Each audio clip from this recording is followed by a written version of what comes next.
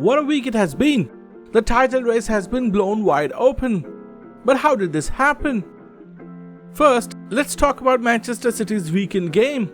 After a couple of months of at least 2 matches every week, Manchester City finally had only 1 match this week, playing their 3rd match against Newcastle United in a month at the Etihad. And boy, what a match it proved to be. End-to-end contest that saw many chances gone a-begging. City opened the score through Nico O'Reilly, who seems to be thriving in his new role of number 8. Newcastle did not wait long as they equalized through a deflected Lewis Hall strike. 5 minutes later, O'Reilly doubled his tally and restored the lead after heading in a Haaland cross. All of this happened within the first 27 minutes. The drama did not end here as a Dan Burn header was chalked off for offside. The second half saw City spurn many chances to double their lead, while Newcastle did not relent, pinning City in their own half for long periods of time through the second half, but couldn't find a breakthrough. The fact that the match had no more goals was perplexing to say the least, but for City, it doesn't matter. What matters is the 3 points in a title race that's now sure to go down to the wire.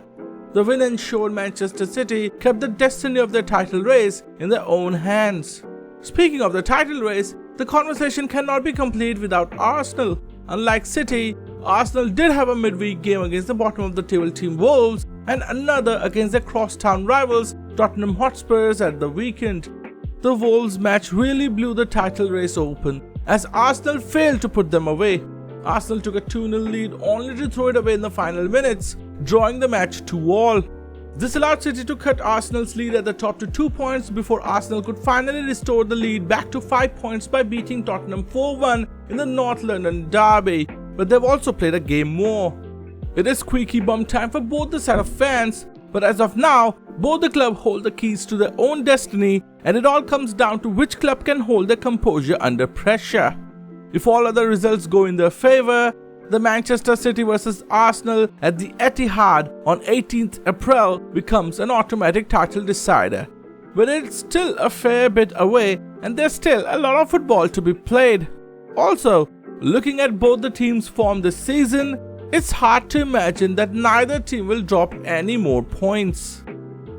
The other big story from the City camp this week that we cannot ignore was the news coming out of James Trafford camp that City's number 1 is currently unhappy at the Etihad. Brought in the summer to be heir to Ederson's position, Trafford started the first 3 games of the Premier League season. However, the signing of Donnarumma meant Trafford wasn't going to be the first choice keeper. In a post-game interview after the FA Cup clash last Sunday, Trafford said, "They're obviously nice, but it wasn't what I expected coming into the season, and I tried to guard against the situation happening, but it is the reality." While online saw some criticism from City fans, his disappointment is understandable. However, when the best goalkeeper in the market is available, you go for him, and at this point, we do not believe many Man City fans are detesting the signing of Donnarumma. Trafford, on the other hand, has been solid in City's cup matches and would hope that City go all the way in FA Cup too so that he can play maximum number of minutes in this World Cup year.